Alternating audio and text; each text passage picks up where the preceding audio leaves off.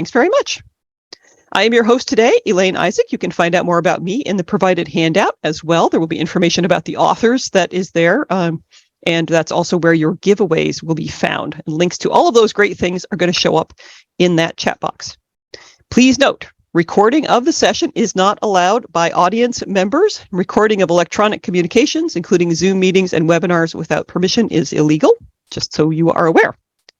Today, we are featuring 6 authors: Kiyomi Appleton Gaines, Mindi Briar, Nicole M. Wolverton, Cari Lyn Speer, Cari Lyn Jones, and Leticia Urieta. Each author will have 8 minutes to read. Our first reader today is Kiyomi Appleton Gaines. Kiyomi Appleton Gaines writes fairy tales and other fantastical things. She was a contributor to the 2023 collection Unquiet Spirits, Essays by Asian Women in Horror. Her work has appeared in Nightmare Magazine, Mad Scientist Journal, and Enchanted Conversation, among others. She lives in Bend, Oregon. Kiyomi, take it away. Good morning. This is a stranger in our midst. They did say that it was murder. A sea-born girl and a landed lad, how could it be any different?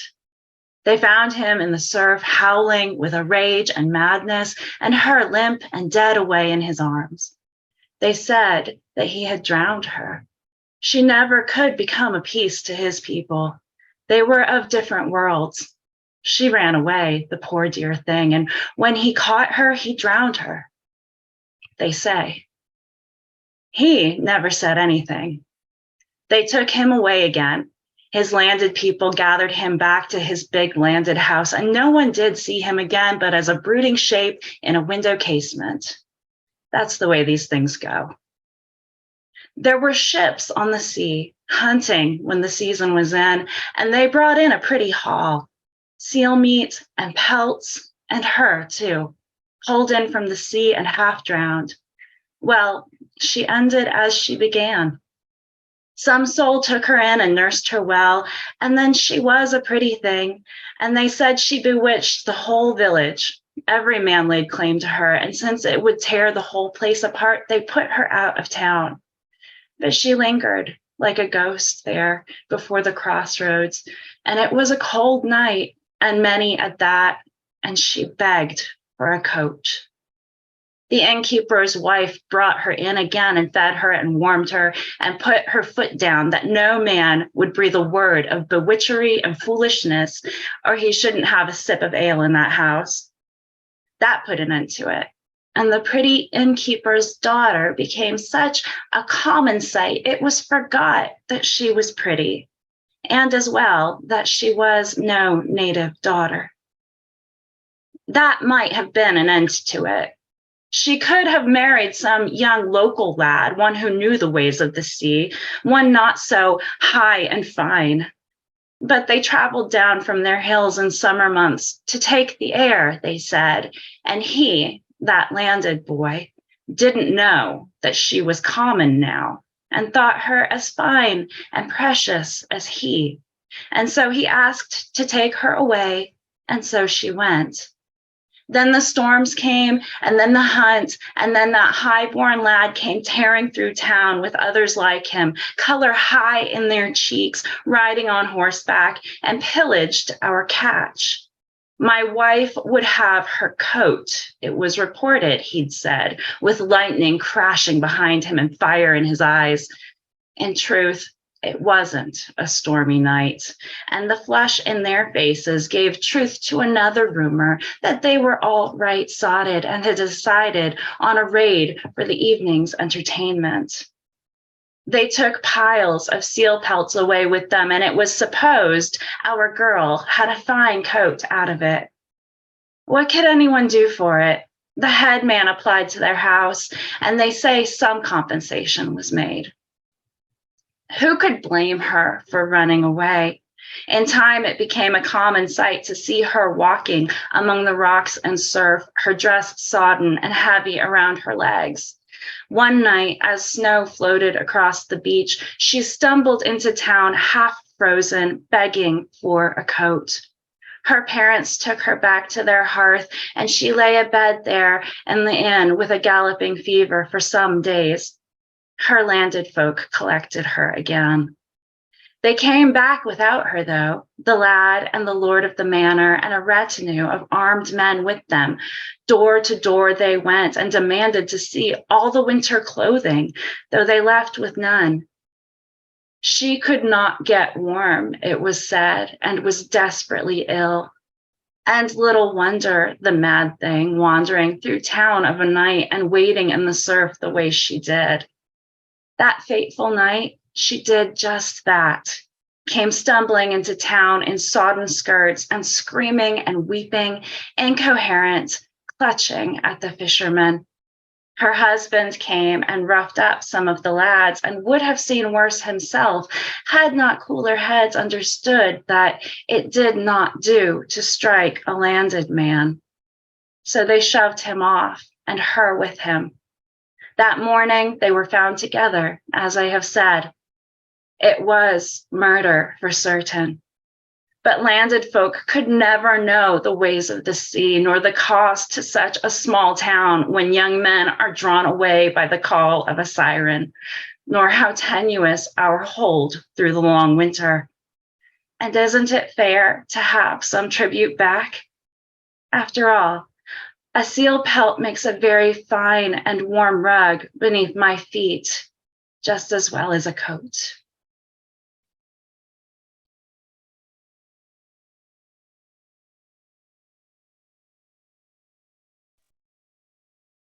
Wow, Kiyomi, that was amazing. Thank you so much for sharing that story with us. I think as you track back through the chat session, you will see how people are responding to it. Really enjoyed that one. Thanks. All right, our second reader today is Mindi Briar. Mindi Briar is the author of the Halcyon Universe sci-fi romance series.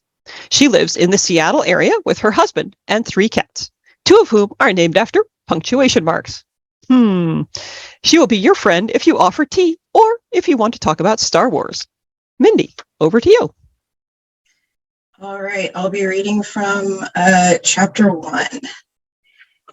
I'm half surprised when a dragon agrees to teleport me to Avalon Community. I thought I might get a snippy refusal after angering them this morning, but the dragon deposits me right where I asked, the driftwoody rocky beach right outside Avalon, where Amy waits, clad in her sleek green wetsuit. "Mary," she exclaims. "Oh, stars, it's good to see you." She sounds relieved. Why? I didn't tell her anything in my message, just said I needed to talk. I feel vulnerable, keenly aware that everything I own is in the satchel over my shoulder. I'm still wearing the devote robe, but it feels like a lie now, claiming a rank I've proven myself unworthy to hold. Amy peels her wetsuit halfway off, revealing a sleeveless black shirt underneath. She's not wearing her navy blue night uniform today. It must be her day off. Spiraling vine tattoos snake down from her shoulders, bright green glow ink against her dark skin. It's a tribute to her wife, who's an agriculture technician for their community. Her braids brush her shoulders, tipped in gold charms that match her reflective gem-knot eyes. Today, those eyes have bags under them. It might be my imagination, but does she have more wrinkles than she used to? "Amy," I say, wishing it didn't come out sounding so plaintive. "I think I messed up." "Come here, sit down." She indicates a dried-out log of driftwood further up the shore. "What's wrong?" It's not the most comfortable seat ever, but I perch on the log anyway. Amy straddles it, facing me with her hands braced on her knees. Whenever I try to do a counseling session with people, I suck in air. My chest feels too small for my lungs. I keep changing their feelings. I do it on purpose sometimes, but a lot of the time I don't even mean to. And today the dragons, Amy glances up, but there aren't any dragons lurking, at least none that I can sense. They know how to make themselves invisible even to me. They what? I can't be a devote anymore. They told me to leave. My eyes sting. Amy, I need to know how to hold back my powers from changing people. How do I do that? Amy's aura pinkens with sympathy. I wish I knew. My abilities are weaker now, but when I was young, I couldn't stop myself from seeing visions no matter how hard I tried. It's like if you tried to stop seeing or smelling, but you didn't have the option to pinch your nose or close your eyes. Basically impossible.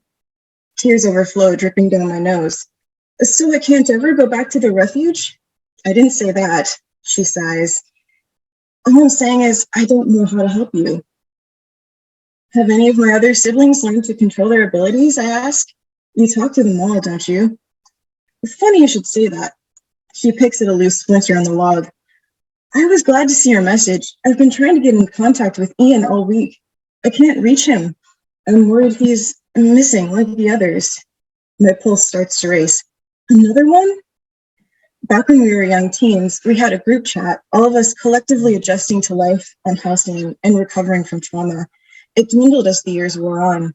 We were all growing up to have different interests, personalities, coping mechanisms. After a certain point, our shared youth wasn't enough to keep us bonded. And lately, some of my Idea Experiment siblings have been disappearing altogether.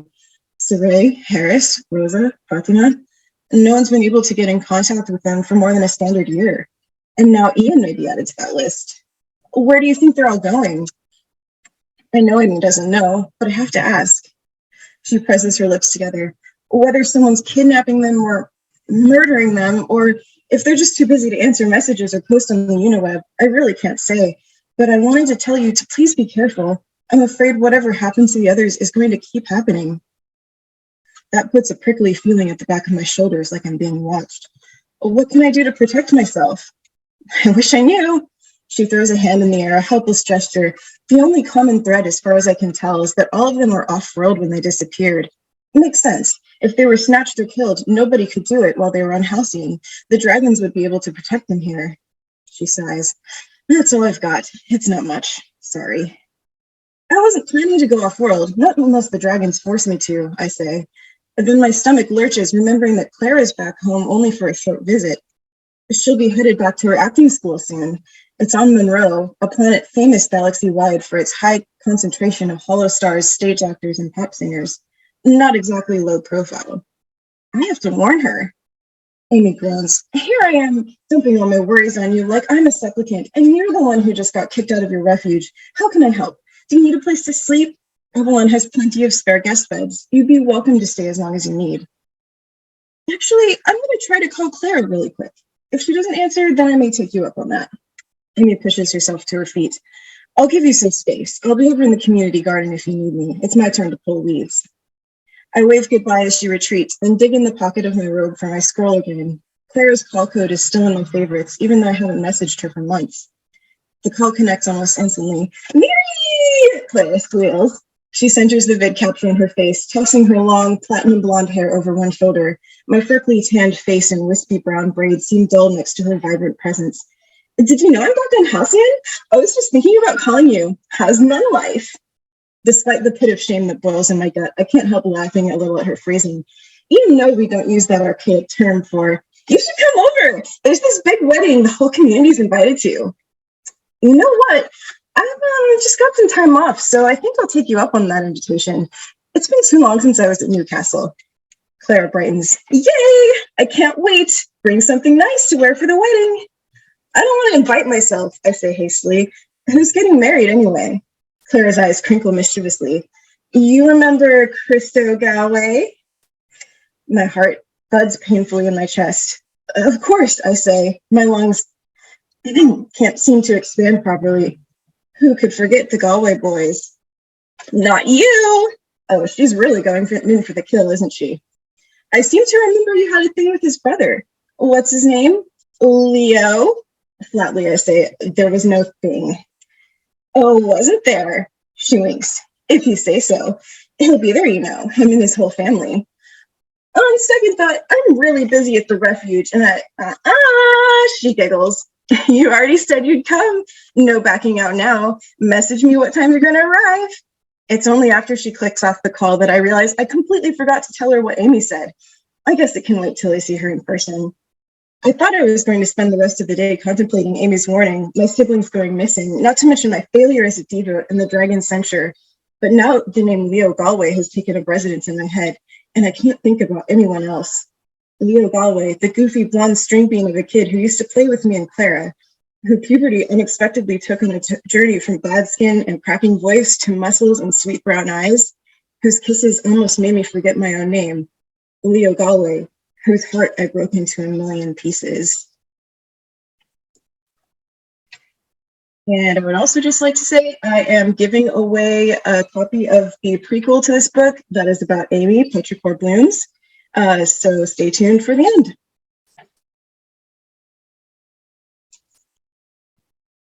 Thank you very much, Mindi. That was a lot of fun. Really enjoyed the expressive quality of your reading, especially. So I'm sure people will want to enter that giveaway. Oh, that's my little timer. Sorry about that. All right. So we are moving on to our third reader. Our third reader today is Nicole M. Wolverton. Nicole M. Wolverton is a Pushcart-nominated writer of horror, speculative fiction, and creative nonfiction. Her short works appear in dozens of publications, and her debut young adult novel, A Misfortune of Lake Monsters, will be out in summer 2024 from Camcat Books. She lives in the Philadelphia area. Over to you, Nicole. Thank you, Elaine. And thanks to all of you. It's an honor to have a spot today among all these writers. They're great. So to get started, what winds blow in the valley below the big town on the first day of June? Always smell of oranges. Sharp, sweet, and with it, every year, came an undeniable hunger. Letty Hanrahan always stood for a moment, waiting until she could wait no more, to throw open the kitchen shutters to let in the summer citrus rush and the unflinching desire to eat. "You don't even like them oranges," her husband would say, and she'd nod, smiling. You can't argue with the truth. Yet out Letty would go, no matter the weather, to seek the source of that scent. This year was no different. The fruit-drenched air invaded the house, soaked into her skin. Time was of the essence. It always was. A few steps away, Elmer, her husband, sprawled beneath the comforter in their pin-neat bedroom. Letty fished for her shoes just under the white eyelet bedskirt and slipped them on, quiet as can be. Elmer flung out a hand to pet the round hardness of her belly, and the baby kicked. Once, twice, and then the rumbling settled. Elmer mumbled, "Don't even like them oranges." "When you're right, dear." Letty's hunger was louder than the wind. The aroma was everywhere. Maybe it was more intense this year. Her mother, God rest her soul, had explained about pregnancy, the way she'd sniffed out the strangest things all the time. And the year that Letty had been born, the oranges had been strangling in their depth of scent. Getting outside, that's what was needed. Letty would clear her head, let the wind take her where it might. She slipped a knife into her pocket. A lady never knew when she might need a good knife on the first day of June. Outside the house on the flagstone walk, she sniffed, deep and wide. The gusty wind made her more ravenous. The sun heated the crown of her head, magnifying the heavy aroma. Another gale led Letty to the road, and some intuition turned her to the west, to the oak-heavy forest. She walked, following her nose, the nudges from within her belly. She would eat. She and the baby. They'd both eat. The year prior, Letty had come upon a juicy morsel in the dappled shade beneath a tree in the main square. The year before that, she'd found herself behind a dilapidated building on the outskirts of the city, snuffling sun-warmed skin. And oh, the taste. Hot and wet, sweet and succulent. The wind changed direction, bringing a yawning whiff of orange from the north. She swiveled, set to sprint across the meadowed expanse. The forest just beyond shook its leaves, and the breeze altered course again. Seconds later, the scent of citrus shifted south. Such strangeness to the hunt this year. Perhaps it was the strong winds at fault, or perhaps the baby made it harder to pinpoint the source. She sat in a patch of clover and held her belly between two unsure hands. "This way," the wind whispered. "Come this way." Letty rose and let the voice take her. She followed, a hollow space growing inside her chest, even as the spice of orange filled the air. It filled her with anticipation. Her incisors ached with the need to tear into flesh, swallow the juice, see the family ritual clear for another year. The ritual demanded sacrifice. Her mother told her once what would happen if she ignored her calling, how the town would suffer, how she would suffer. Letty wouldn't even think of shirking her duty.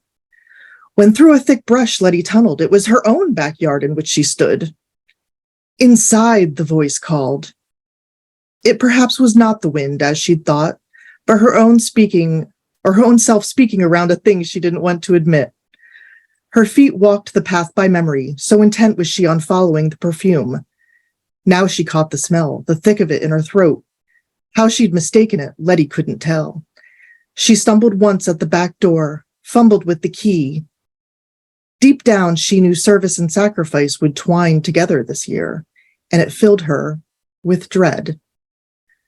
Something drew her up the stairs, down the hall, and through the doorway into her bedroom. Her husband still slept, face down on the pillow. She crept closer, then closer still, held back only by the bloom of oranges permeating the room. The wind had brought her the scent of fruit, taken her to the source. She would eat. She and the baby. They'd both eat. Elmer stirred, his skin suggestive of an entire grove of oranges.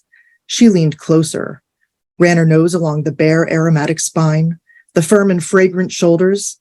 Her mouth filled, and her jaw went slack, fingers crooking with the urge to feast. The baby kicked. Letty slipped the knife from her pocket, so hungry and orange-mad that she didn't even bother to wake him to say goodbye. Elmer would understand. The baby would understand. The ritual must be fulfilled, the sacrifice made. She didn't even like them oranges. So, thanks again for letting me share Letty with you today. And with luck, I'll be back in a year for a sneak peek reading of my YA horror novel, A Misfortune of Lake Monsters. In the meantime, if you want updates on that book, as well as other fun tidbits, I invite you to sign up for my monthly newsletter on my website, which is NicoleWolverton.com. And I'll be giving away 2 books to one lucky winner today, a copy of my adult thriller and a copy of the In Trouble anthology that contains one of my short stories, not this one. Thanks again. Nicole, that was definitely sending shivers down my spine in spite of all those oranges. Now I'm definitely having a craving for orange juice, though. Should my husband be concerned? I hope not. Thank you so much for that wonderful reading. So, our 4th reader today is Cari Lyn Speer. Cari Lyn Speer is the author of the best-selling The Chocolatier's Wife and several other novels, including her latest, The Key to All Things. When not writing, she's traveling or sword fighting. Cindy. I am the queen of sometimes. Sometimes I'm a wife. Sometimes I'm a spy. It just depends on what day you catch me. There is a story that sits in the back of my head, and I remind myself of it every time I lie down to sleep. It is a story that recounts everything I had, everything I lost. It is not a story you know about war and love. You believe in the tale of Catherine of the Willows, a part fae who fell in love with Edward de Vere, captain of the king's guards. You're already nodding. You know the story like you know your own face in the mirror. It's been told you thousands of times. Catherine and Edward fell in love. They married despite their love being forbidden. And then, when the story should have ended with everyone being happy, the unthinkable happened. Catherine was chosen to take the fae throne. And with that came a terrible decision. She could keep her mundane life, her marriage, or she could sacrifice her identity and everything that she loved to become the queen of the fae. She sacrificed. And as she rose, Edward fell. Tossed aside, he became the tragic hero. Here is the truth, if you would have it. There are 3 men who were like brothers, an inventor, a pirate, a romantic, warriors all. And there was a woman, Avriel, neither all fae nor all human, and she lived between the worlds of the human and fae courts. Avriel was the one who enchanted where Avriel was the one who wed him. And everything should have been happily ever after of the stories, flowers and sunshine and perfection. So why don't you remember it this way? I don't know. No one remembers. They know the three men and the things they did. They sometimes remember the woman, me, Avriel, now a background character in a much grander story. But no one remembers the truth. In one brief moment, everything changed, and I don't know how or why. All I know is that Edward, my husband and the love of my life, does not remember who I am. But that's not as bad as it would seem, for you see, except for 3 blessed hours each day, from 9 until midnight, I don't remember him either. Or, to be more precise, I don't remember that he was once mine. He was just an attractive soldier who once was the captain of the king's guard, but now fallen from grace, and all I can do is hide in the shadows and long for him. Now we're going to skip ahead to chapter 5. A week passed before Avriel got a new note. Stay visible, that's what the note said. Avoid the dragon room, that's what it also said. The dragon room, where the last dragon egg sat, secure, our assurance that there'd never be a war with the Fae again. Avriel stopped at an intersection in the corridor. The left branch would take her to the kitchens, where she was contemplating charming some tea and treats from the cooks. The right led to the dragon room. She turned right. The corridor became a wide marble mezzanine that overlooked the entrance hall below. She ran her hand along the railing, looking down at the mosaic floor. Avriel's determined walk faltered when she entered the dragon room. The air here smelled bitter, wrong. Though the doors were wide open, no waves of heat greeted her. No guards stood watch. Her heart sank. Milady Avriel. She turned. Edward was walking up the stairs, hat in hand, the look of pleasure on his face fading as he saw her expression. What is it? What has come to pass? She gestured, palm up, toward the unguarded door. Stay here, he said, walking swiftly past her. I can't, she said, and followed him. Edward stopped abruptly, and she almost ran into him in the dim light. The room was darker than usual, it seemed, though she knew it wasn't true. The light still shone brightly down on where the egg once sat safely, but now the egg was tipped over, smashed. The sight filled her with such horror she could not bear to look closely. Edward seemed to have the same trouble, looking anywhere but at the egg. I told you to stay back, Edward said, drawing her away with care. They will send their mages, and they will sweep the room for evidence of who did this. They will turn over every stone until they have found them, even if they have to murder a few innocent bystanders to do it. You do not want them to know you were here any more than I do. She allowed him to lead her to the door, where he stood for a moment listening. Come with me, she said, and grabbed his hand and pulled him down another corridor, thankfully still empty. Looking to make sure they were alone, she slid her hand over the wall, found the space that was slightly colder, and pushed. A crack appeared, and Edward pulled open the new doorway, following her inside. They shut it, and it clicked into place. Come, I know my way through these passages. Unfortunately, the best route also led to her bedroom. But it didn't matter. She had to get Edward away swiftly. I don't know they had passages here, Edward said. You pick a few things up when you're in the Queen's retinue. She gave him a shaky smile, which he did not return. She held his hand tighter, hoping he did not feel how much she was trembling. It wasn't romance this time, but terror. She didn't want to be the one to tell Baramis of this turn of events. The Sapphire Queen would not be well pleased either, and Avriel did not want to be the one she took her ire out on, even though she knew she was probably not the first target on that list. Unfortunately, there was a much readier one. The prince. What'll happen to him? He's her... She didn't want to say hostage, but how else could she possibly put it? The whole point of keeping the prince at the Fae court all this time was a sort of collateral for the egg. Now the egg was gone, and what would the Fae do to Havelock? She remembered little of the prince, except he was a sweet young man with kind eyes and an easy laugh. They reached a turn and stopped. Her fingers brushed the wall, feeling for the little symbols that acted as directions.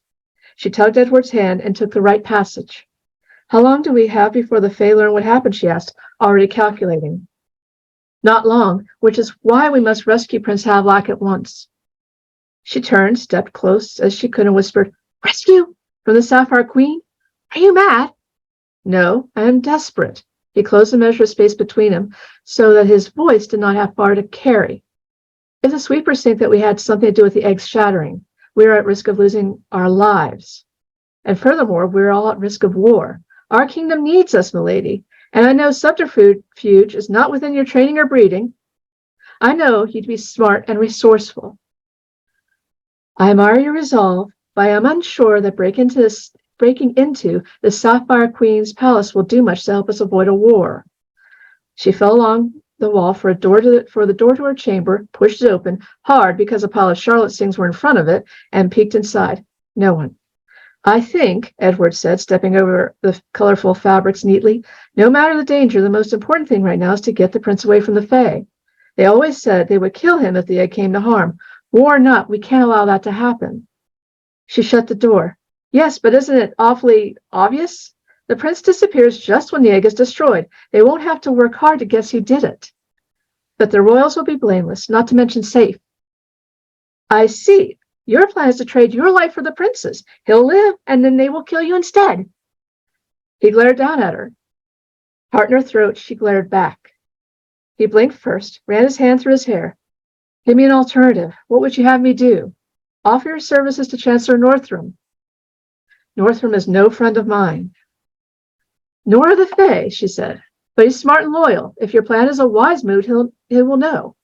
But don't do this alone. You don't know the consequences. If I go along, the consequences are mine alone. The Sapphire Queen will simply believe this is a weak attempt on my part to get back some of my honor. Is it? Avriel clasped her hands to keep herself from shaking him. He reached out and gently removed a smudge of dirt on her cheek with his thumb. I best go. I do not wish to cause you trouble should someone see me leave. You are as far away from the rest of the castle as humanly possible. I am not worried about me, he said gently. She looked over his shoulder at the mirror. No clockwork bird. The reflections were bright and clear. She brushed past him and turned the mirror down. I'm worried about us both. What can we do? Act normal. Listen, and will seek you out when I can. That's the plan? It's all the plan I feel you will approve of. And if you would like to find out who murdered that poor egg, and if Avriel and Edward get back together, please enter my contest. I'm giving away 2 PDFs. If you want a different format, we'll talk about later. And thank you all for listening. And I'm so honored to be surrounded by so many awesome people. And I'll shut up now. Thank you. Thank you so much, Cindy Lynn. That was fascinating. I'm sure that people will be excited to join in your giveaway and read more about these intriguing characters. Not to mention that poor dragon egg and possibly poor Prince Havelock. I guess we'll have to read on and find out. Our 5th reader today is Cari Lyn Jones. Cari Lyn Jones grew up in a rural community on the east coast of Florida, and believe it or not, she lives there still. She has 3 children's books to her name: Butterscotch and Me, Molly the Mermaid, and What Every Dragon Needs. She is also the author of the Stolen Away series, fairy tale fantasy books written with a more adult audience in mind. Cari, take it away. Today I'll be reading to you from my illustrated children's book, What Every Dragon Needs, in which a young dragon named Percival learns that sometimes what you're looking for is much closer than you realize. There was once a young dragon named Percival who lived in a lovely meadow at the center of a very old forest. He was a happy dragon who loved to roll in patches of clover and play tag with bumblebees, which isn't as dangerous as it sounds, at least not when you're a dragon. But his favorite pastime was toasting marshmallows over a campfire. That is exactly what he was doing one starry night while talking with his friend, the wise old frog. Now, the wise old frog, who lived on the largest lily pad in the quiet pond at the center of Percival's meadow, was, as his name suggested, very wise and very old, and he knew a great many things. On that night, he was listening to Percival talk about all the wonderful things the little dragon had done that day, and just how much he loved the meadow where they lived. Quite true, said the wise old frog. Our meadow does have sweet clover to roll in, and bumblebees to play with, a warm, dry cave to sleep in, and of course this beautiful pond. Now, if only it had a princess, it would be perfect. A princess? Asked Percival. Yes, my young dragon, a princess. After all, every proper dragon has a princess, said the wise old frog sagely. But I don't have a princess, the little dragon said. No, said the wise old frog, and that's why I mentioned it, although you are still quite young. Percival waited a moment and then asked a little hesitantly, what is a princess? The wise old frog paused a minute to think, then answered, Well, mind you, I have never actually met one, but I understand that they are often young girls. Oh, said Percival, and where can you find a princess? Well, I don't know, admitted the wise old frog.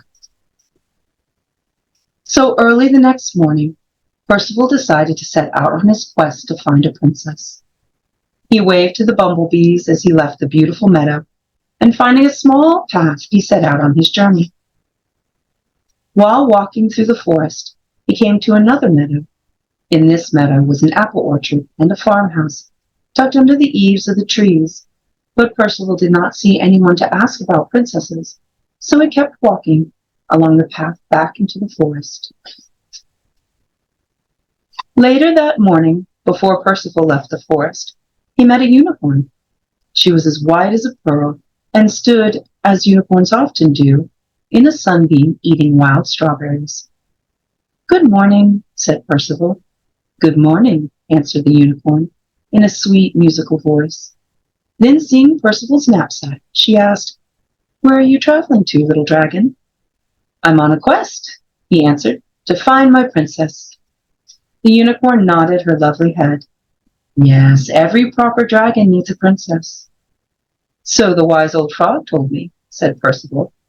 He said that princesses are usually young girls, but wasn't sure where I could find one. Do you know any princesses? No, the unicorn replied, shaking her sparkling mane. I have never met one, but I have heard they like to wear pretty dresses, and I believe they like to ride ponies, she said, then added thoughtfully, maybe because they do not have unicorns. Perhaps you should visit the griffin, who lives up in the mountains and sees everything from up there. And so Percival said goodbye to the unicorn and set off for the mountains. By lunchtime, Percival had left the forest behind and was high up in the mountains. He was sitting on his picnic blanket eating his lunch and listening to the griffin. A princess, you say? The griffin shook his golden head. No, I have never met one, but I understand they are fond of books and shiny crowns. Crowns? Asked Percival, spreading his fingers wide and holding them up over the top of his head, where he imagined a crown might sit. Yes, silver or gold, I should think. Of course, I prefer gold, admitted the griffin. But do you know where I can find a princess? The little dragon asked. The griffin shook his head again. No, I'm afraid I don't. Perhaps you should ask the mermaids. They hear all sorts of things down at the seashore. So the little dragon finished his lunch, said goodbye, and headed down to the seashore. Late that afternoon, now far below the mountaintops, where he had eaten lunch with the griffin, Percival lay on a sand dune at the edge of the sea. He had met 3 mermaids playing in the waves there, and had asked them if they had ever met a princess. No, said a silvery-haired mermaid in a sweet, watery voice. I've never met one. Neither have I, said a second mermaid, but I have heard they like to sing. And daydream, said a third mermaid, her eyes closed dreamily. But do you know where I can find a princess? The little dragon asked. All 3 mermaids shook their heads no. And so, with a sigh, Percival said thank you and goodbye, and continued on his quest. That night, under the full moon, the tired little dragon made his camp just outside of the fairy wood. He lit his fire, toasted his marshmallows, and wondered where he should go next on his quest to find a princess. He had learned a lot about what princesses like, but nothing about where to find one. As the moon climbed high into the sky, and the crickets chirped their sleepy song, a host of fairies came riding from the dark woods. They rode on beautiful, shining horses who wore ribbons in their manes and bells on their bridles, and at the very front of this troop rode the fairy queen.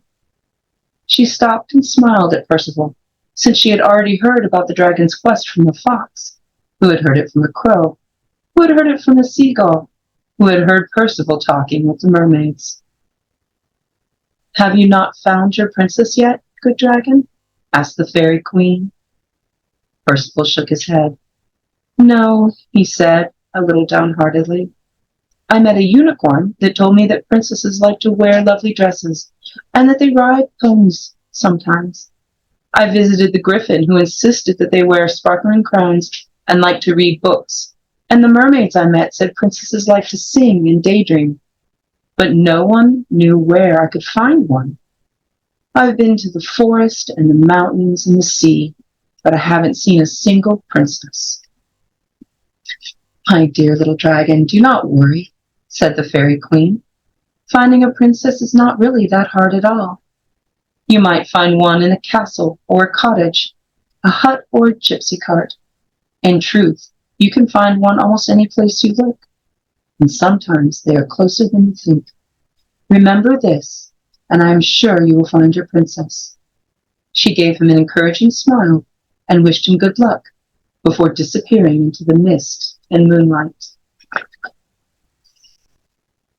When he woke up the next morning, Percival felt a little crestfallen. Why, a princess could be anywhere. And so that's where we will leave Percival. Thank you for letting me share his adventure with you.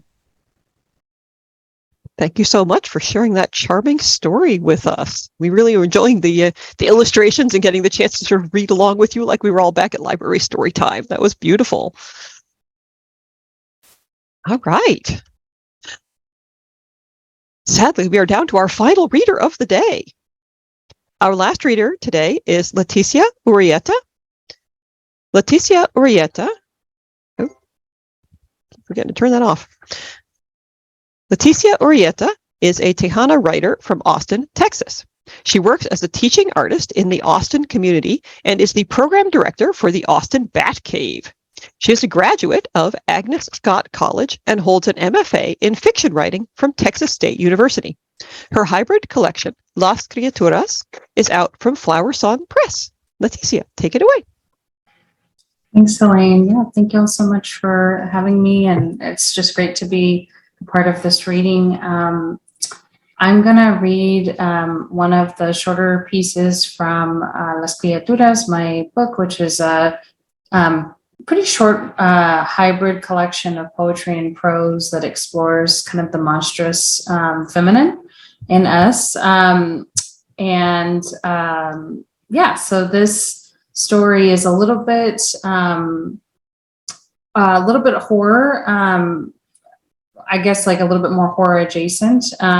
It does have a little bit of body horror in it. So just a content warning.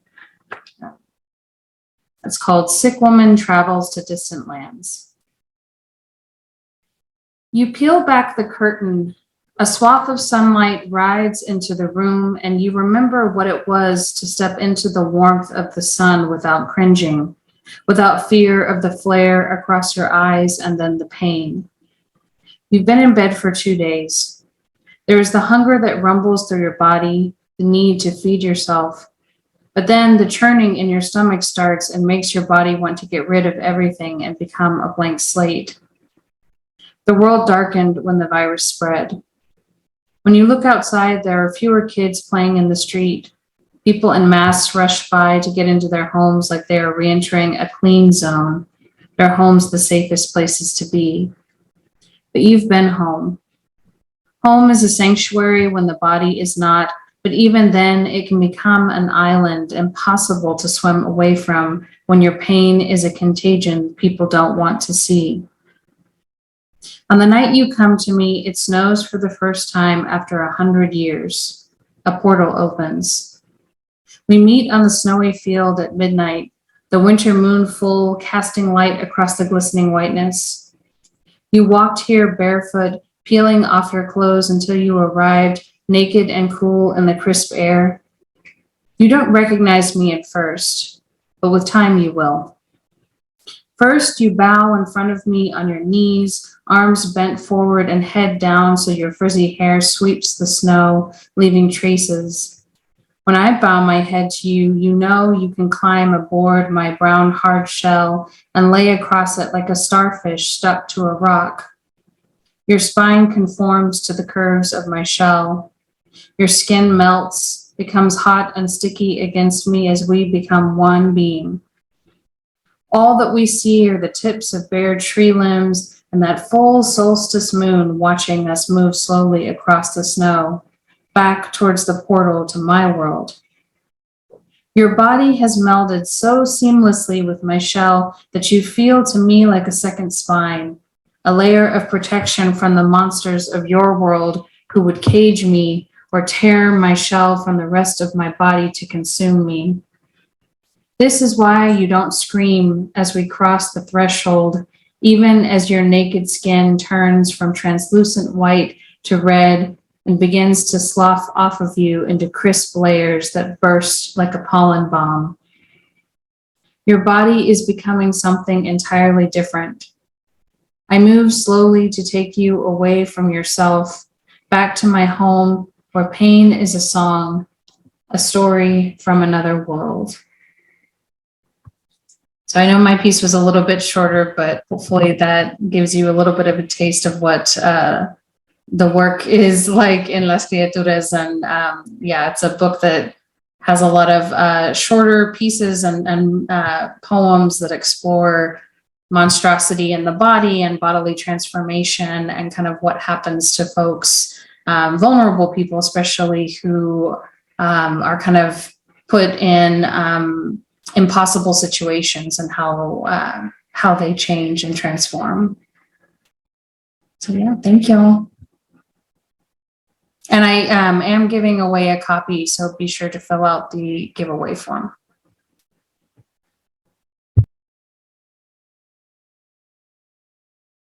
Wow. That was really gorgeous. Thank you so much for sharing that with us. Kind of creepy, disturbing, and fascinating all rolled into one, which is always a great combination. And yes, the link to the giveaway form was just popped into the chat a couple of minutes ago. So hopefully people will grab that link and fill it out. First of all, I want to say thank you, everybody, so much for coming out today. Really appreciate your attendance and appreciate all of those great readings from the authors.